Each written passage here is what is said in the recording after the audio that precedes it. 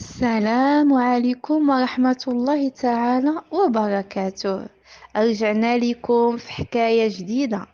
مرحبا بكم معنا. كان يا سيدنا حتى كان الله في كل مكان، حتى كان الحبق والسوسان في حجر نبينا العدنان، عليه أفضل صلاة وأزكى سلام. حتى كانت واحد الشابة آية في الجمال، سميتها نورهان. كتعيش هي وباها في واحد الكوخ في الغابة بين الويدان. كانوا عايشين في أمن وأمان، ما عندهمش وما خصهمش.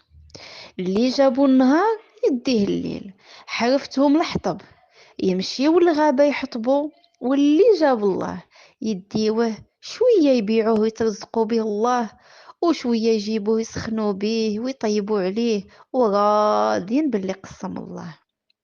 وفي نفس القبيلة كانت كتعيش واحد شريرة قاطعة يديها من يد الرحمن، ساحرة حقودة وحسودة. عندها واحد المراية عجيبة كتكلم معاها، واحد الطائر اللي كيجيب لها كاع الاخبار ديال هادوك القبائل اللي حداها. وهاد الشريرة كانت مهتمة بزاف بالجمال ديالها. كل نهار كتجلس حدا هاديك المراية وكتسولها: واش كاينه شي شابة احسن مني؟ كتقول ليها المراية: لا انا لا، ما كاينه حتى شي شابة احسن منك، انتي احسن وحده. الشريرة كتفرح بزاف وكتبقى تضحك بأعلى صوتها. واحد النهار كان الطائر ديال الشريرة كيطير في الغابة، وهي تبان ليه نورهان. اتصدم في داك الجمال ومشى طاير عند مولاتو يوصل ليها الخبار. غير وصل لقى الشريرة حدا مرايتها كيف العادة، كتسولها: واش كاين شي شاب احسن مني؟ والمرآة كتجاوبها: لا، انت هي احسن وحده. وهو انطق الطائر وقال ليها: لا لا لا، ديك المراية غير كتكذب عليك. راني اليوم وانا كنطير في الغابة بانت ليا واحد الشابة آية في الجمال. وهي الشريرة تعصبت بزاف وبدات كتصرخ بأعلى صوتها، وقالت ليه: دابا تديني الغابة نشوف هاد الشابة. هزها فوق ظهرو وداها حتى لبلاصة، وشافت بعينيها داك الجمال الفتان. زاد البغض والحقد والحسد في قلب الشريرة، ورجعت لدارها وهي معصبة بزاف وكتفكر كيفاش تخلص من نورهان. العشية تعاشات ونورهان وباها للدار رجعات. كالعادة كلاو اللي قسم الله ونعسو. في الصباح ناضوا بكري يمشيو يجيبوا قوت يومهم. وفي داك النهار السلطان خرج يشم شوية ديال الهوا في الغابة، وهو كيتسارى طاحت عينو على عين نورهان بنت الحطاب.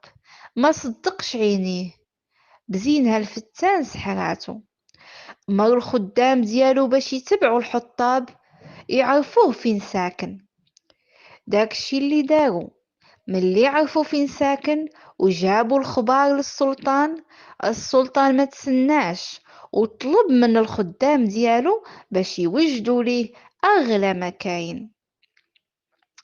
ركب فوق عودو ومشى في وسط خدامو. وصل لكوخ الحطاب، رحب بيهم الحطاب وبنتو على قد حالهم. السلطان طلب يد نورهان من الحطاب، والحطاب فرح بزاف ووافق بلا ما يفكر. ولكن نورهان كان عندها واحد الطلب باش تقبل تزوج بالسلطان. شرطات عليه يعطيها الجوهرة الثمينة، وإلا ما غتقبلش تزوج به. أمر السلطان الخدام ديالو باش يمشيو يجيبوا ليه كاع الجواهر اللي كاينين في القصر. ولكن نورهان ما قبلاتش بدوك الجواهر، وقالت ليه: ماشي هذه هي الجوهرة على من كنقلب. السلطان حزن بزاف ورجع للقصر وهو كيفكر منين غيجيب هاد الجوهرة الثمينة اللي كتقلب عليها نورهان. طرحت في بالو واحد الفكرة، قرر يمشي لبلاد الجواهر باش يقلب على الجوهرة الثمينة. داكشي اللي دار، وجد راسو وشد الطريق. أما الشريرة وصلها الطائر ديالها كاع الأخبار وبلي السلطان خطب نورهان. زاد الشر في قلبها وطار نعاسها، ولات كتفكر غير في شي طريقة اللي تخلصها من هاد نورهان. سيادنا، حكايتنا مازال طويلة ومشوقة، غنحبسوها هنا باش ما نطولش عليكم، وغدا ان شاء الله غنكملها لكم. كونوا في الموعد. ما تنساوش تابوناو في القناة وتفعلوا الجرس باش يوصلكم كل جديد. ومرحبا بكم، ما تنساوناش بلي كومونتير ديالكم والتشجيعات، واخا حتى الانتقادات. مرحبا بكم.